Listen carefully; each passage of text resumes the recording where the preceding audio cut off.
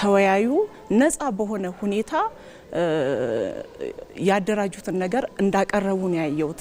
የቀረቡ አጀንዳዎች ላይ ደግሞ በጣም ደስ በሚል በቃ የዜጎች ዲሞክራሲያዊ የሆነ መብታቸው ተጠብቆ እና ደግሞ የሚናገሩትን ነገር እያንዳንዱ ብሔር ማለት ነው የራሱ የሚፈልገውን ነገር በሃይማኖትም ቢሆን በባህል ቢሆን በቋንቋ ቢሆን በየትኛውም አናኖር ላይ ያለውን ነገር ችግሩን የሚፈልገው መብቱን ጠቅላላ እንዲከበርለት የጠየቀውን ሁሉ በአንድ ላይ ተጠናክሮ ነው የቀረበው። ምንም ነገር እንዲህ ጫና ተደርጓል የሚባል ነገር ምንም አላየውም። እኔ በጣም ነው እግዚአብሔርን ያመሰገንኩት።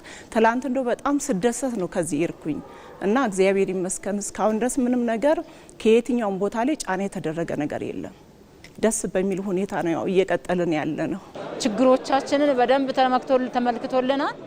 መፍትሄ ሀሳቦች ደግሞ እንዴት እንደሚመጡ እኛ መፍትሄዎችም እንደሆን ነው የምለው።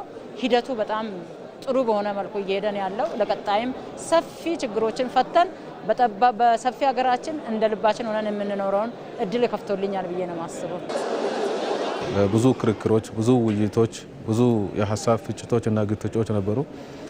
ይህም ደግሞ መጨረሻ አካባቢ በአብዛኛው ጉዳዮች ላይ እየተግባባን የመጠነበት ሁኔታዎች አሉ።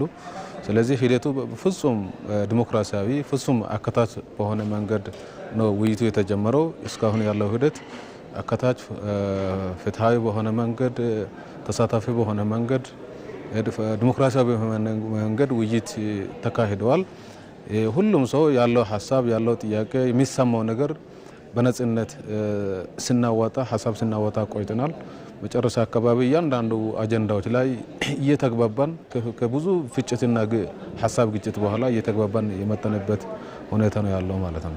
ከተወያየንባቸው የመንግስት አወቃቀርን በተመለከተ የፌዴራል ከተሞችንም በተመለከተ የዲሞክራሲ ስርዓት የሙስናና የሰላም መልካም አስተዳደር ጉዳዮች በዝርዝር አይተናል ማለት ነው። እነዛ ጉዳዮች ውስጥ ችግር የፈጠርነው እኛው ነን፣ ችግር የምንፈታውም ደግሞ እኛ ነን የሚል የመፍትሄ ሀሳብ አቅርበን ያንን ለመንግስት የምናቀርብ የመፍትሄ ሀሳቦች ናቸው። ዛሬ ደግሞ አሁን እየተወያየን ያለ ነው 500 ቴማቲክ ግሩፖች የስራ ቡድኖች 15 ተወጣተን የተግባባንባቸውን ቀምረን አንድ ቴክስት ወይም ደግሞ አንድ የመፍትሄ ሀሳብን የያዘ መጽሐፍ ለማዘጋጀት እየተወያየንበት ነው ያለ ነው።